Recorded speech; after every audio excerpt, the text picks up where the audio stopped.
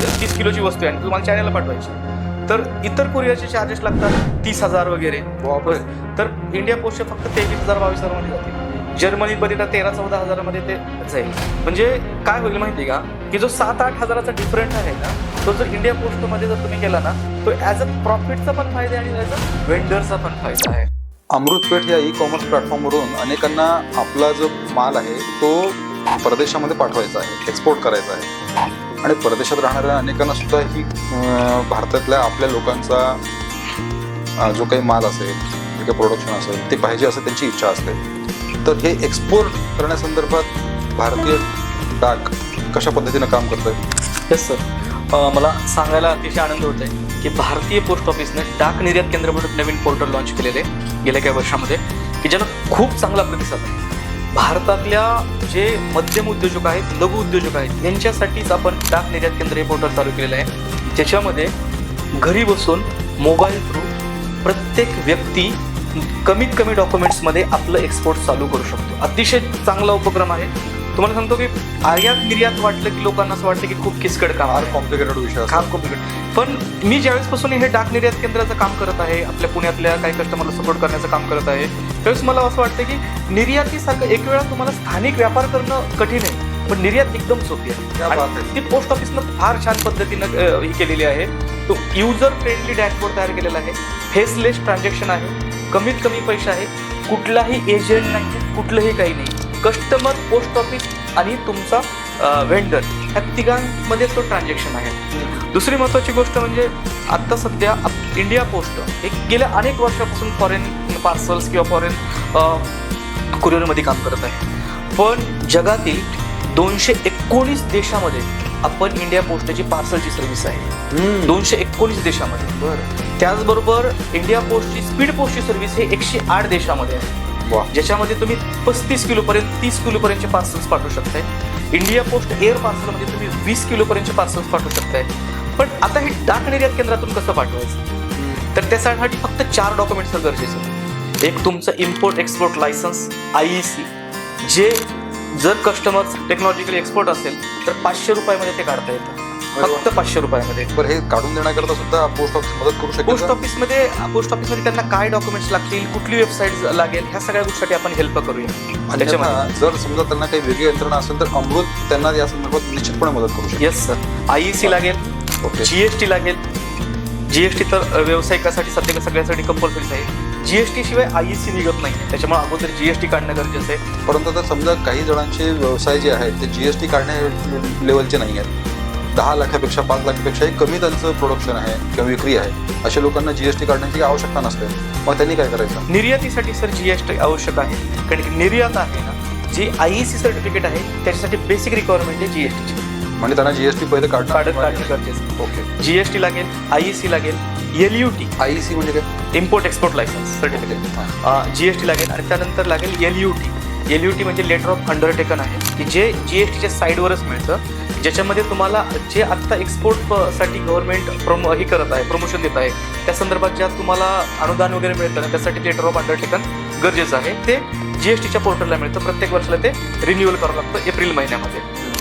चौथी आहे ADC म्हणजे ऑथोराइज डीलर कोड, की जो बँकेचा असतो. कुठल्याही बँकेमध्ये तुम्ही तुमचा इम्पोर्ट एक्सपोर्ट लायसन्स ही केलं, दिलं, तुमची GST दिली, तर तुम्हाला ते IEC हे मिळतं, AD मिळतं, ऑथोराइज डीलर कोड. त्याच्यामध्ये काय होतं की फॉरेन करन्सी जी आहे ते एक्सचेंज करण्यासाठी तुमचा तो ऑथोराइज डीलर कोड काम करतो.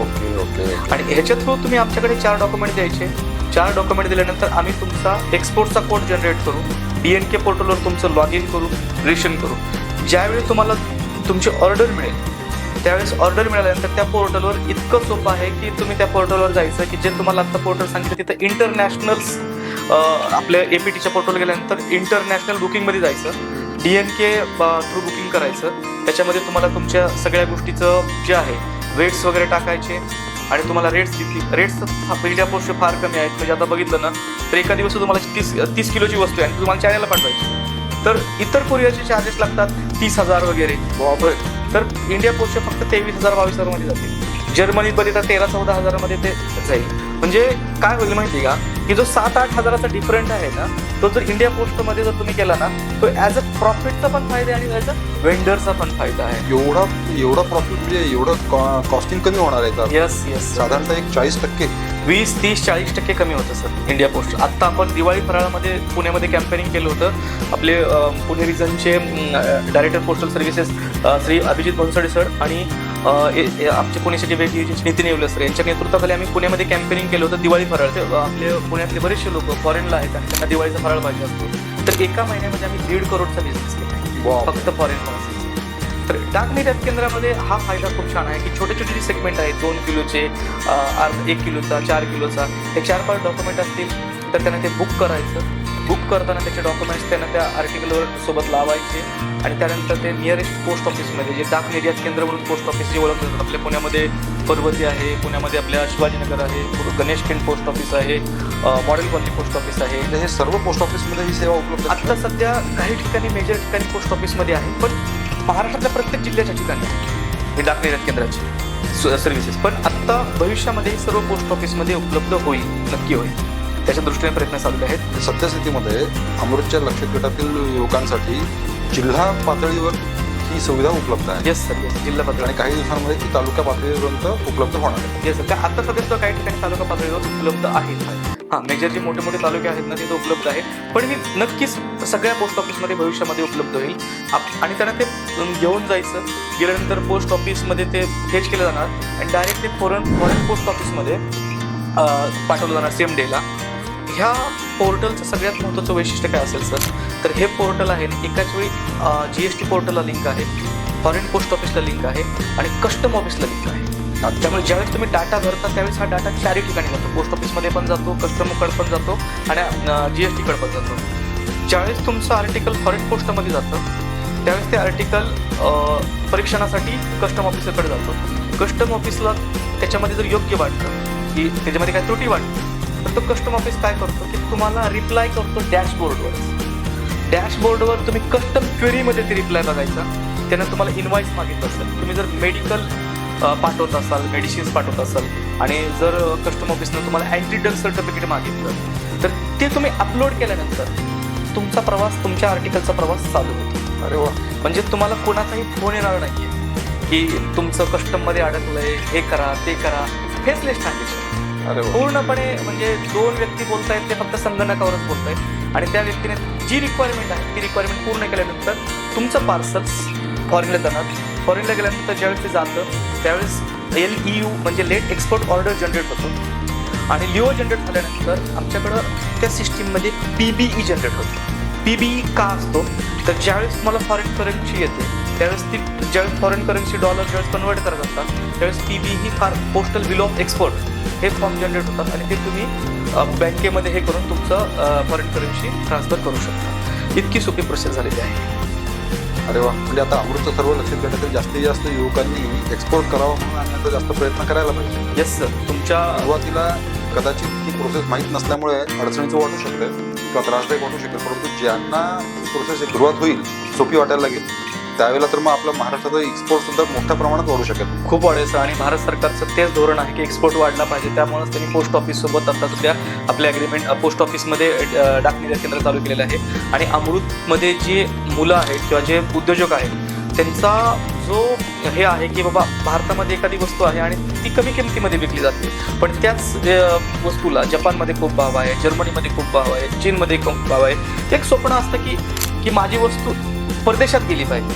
ते स्वप्न अमृत आणि पोस्ट ऑफिस ह्या दोन्हीच्या माध्यमातून आपण युवकांचं पूर्ण करू शकतो की त्यांची वस्तू चीनमध्ये, जपानमध्ये, जर्मनीमध्ये, अमेरिकेमध्ये जाऊ शकते आणि ते इतकं सोपं आहे. बाकी एक 2-4 डॉक्युमेंट्स मिळवणं काही कठीण नाही आहे. ते 2-4 डॉक्युमेंट असतील तर आपल्या जे मी म्हणेल की गुहागरचं असेल, नागपूरमधल्या एखाद्या खेडेगावातलं असेल, जिथं काल परवा लाईट आली आहे, जिथं वीज आली आहे की त्या भागातला एक्सपोर्ट तयार होईल. अरे वा. त्या भागामध्ये एक्सपोर्टर तयार होईल. हे खूप मोठी संकल्पना आहे आणि अमृत त्या दृष्टीने काम करत आहे आणि भारतीय पोस्ट ऑफिस यांच्यासोबत त्या दृष्टीने सतत असेल. यस. आता मला सांगा की मला एक्सपोर्ट करत असताना एका दिवशी मी जास्तीत जास्त किती किलोपर्यंतचा माल एक्सपोर्ट करू शकेल? Yes sir. याच्यामध्ये आपल्याला एअर पार्सल हे एक पार्सल 20 किलोपर्यंत, एक पार्सल 20 किलोपर्यंत, पण असे तुम्ही कितीही पार्सल बुक करू शकता, त्याला लिमिट नाही. एका दिवसात एका दिवसात कितीही पार्सल तुम्ही बुक करू शकता आणि ते आम्ही तिथे पोहोचवतो. म्हणजे जवळपास एक ट्रकभर माल सुद्धा रोज मी एक्सपोर्ट करू शकतो. येस सर, येस, ट्रकभर माल तुम्ही एक्सपोर्ट करू शकताय. म्हणजे अमृत पेठवर त्यांनी नोंदणी करणं हे किती फायद्याचं आहे याच्यावर लक्षात येईल. येस सर, की 20 किलोचा एक बॅग असे अनेक बॉक्सेस ट्रकभर 2 ट्रक 10 ट्रक सुद्धा आपण एक्सपोर्ट करू शकतो. करू शकतो सर, करू शकतो सर. आणि परदेशात अशा बऱ्याच गोष्टी आहेत की ज्याची मागणी मोठ्या प्रमाणात आहे, पण तो कस्टमर शोधता आला की तो बिझनेस फार सोपा आहे आणि त्याला पाठवण्यासाठी एक व्हॅलिड सिस्टीम जी आहे इंडिया पोस्टची ती आपल्यासोबत असल्यामुळं ना तो काही प्रॉब्लेम येणार नाही पोहोचण्यासाठी.